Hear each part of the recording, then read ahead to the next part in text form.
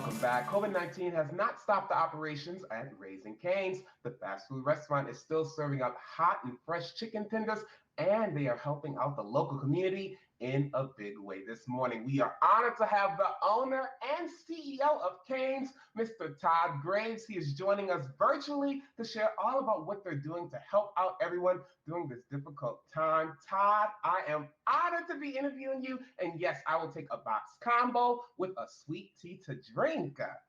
I love it. I know you're a caniac, but I have to know what your specific order is. Mine is no salt, extra toast, extra sauce. What is your go-to? No salt? What? I can't believe it. He is healthy, my friends. Box combo. I love the coleslaw and the fries. I always get an extra sauce and again, a sweet tea to drink. It is delicious.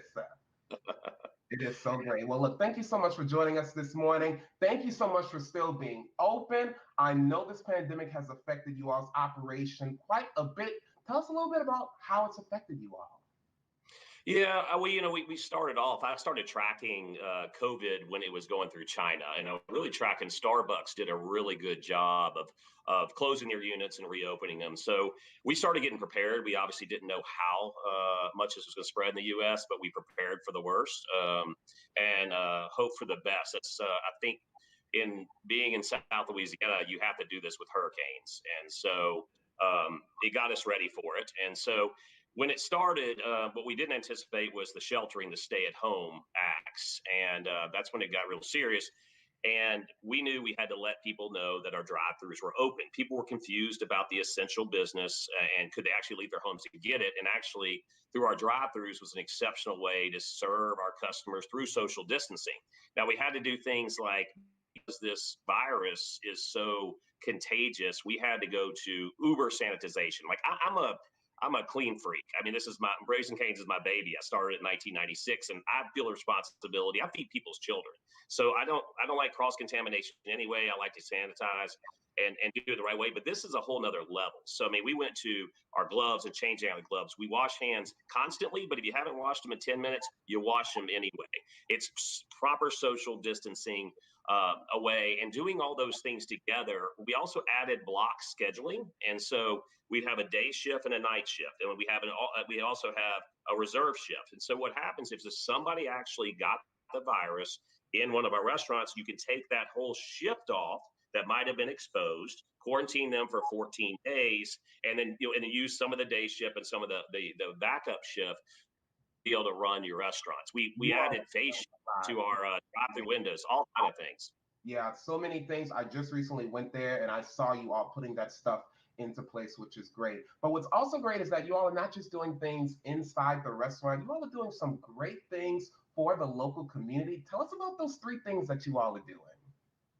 Well, I was born in New Orleans in Touro Infirmary and grew up in Baton Rouge, and South Louisiana has my heart, and I've been real successful, and so it's giving back as part of what we should do and what we should do. But we've been really concentrating on these frontline workers. I know all of our community is just so appreciative, and we admire them on the front lines. We all have a role, but theirs is the most important. And so we're trying to keep them fed and let them know they're appreciated. Interesting enough, Peyton Manning contacted me and wanted to do some canes. He actually did $10,000 of Raising Cane's to Ochsner, and I matched him on that. And interesting enough, too, is Michael Thomas, the Saints, incredible, one of the best receivers, probably the best receiver of all times. He wanted to do the same thing, contacted me yesterday, texted me, we talked. He's a good friend of mine, and we got that going out to even more hospitals. We're doing this is really exciting tonight on our Facebook page. We're doing a Canes in the Moment series, yes. And we are showcasing the 610 Stompers, who we are the official chicken sponsor of the 610 Stompers. But they're always raising money for the crew of Red Beans. It's the Feed the Frontlines initiative. And these great people are going out and they're delivering food to these frontline workers. We hope to raise a lot of money tonight for that. Anyway, any way we can help, we need to do our part. It's really cool because it's real simple. All you do is go onto the website and you see the link right there. You click and then you're in. and then you're in. And so we just if anybody can donate some money to this great group, it's great. And look, these 610 Stompers, you know how much character they have. They're such great entertainers. It'll be fun to watch as well. But they're really spending their time in doing this all from virtual. It's like a little Brady Bunch set, but they're literally doing it all from their own homes, and they did their own time and choreographed their own dances and specific cane stuff just to raise money for this. So I admire them for that.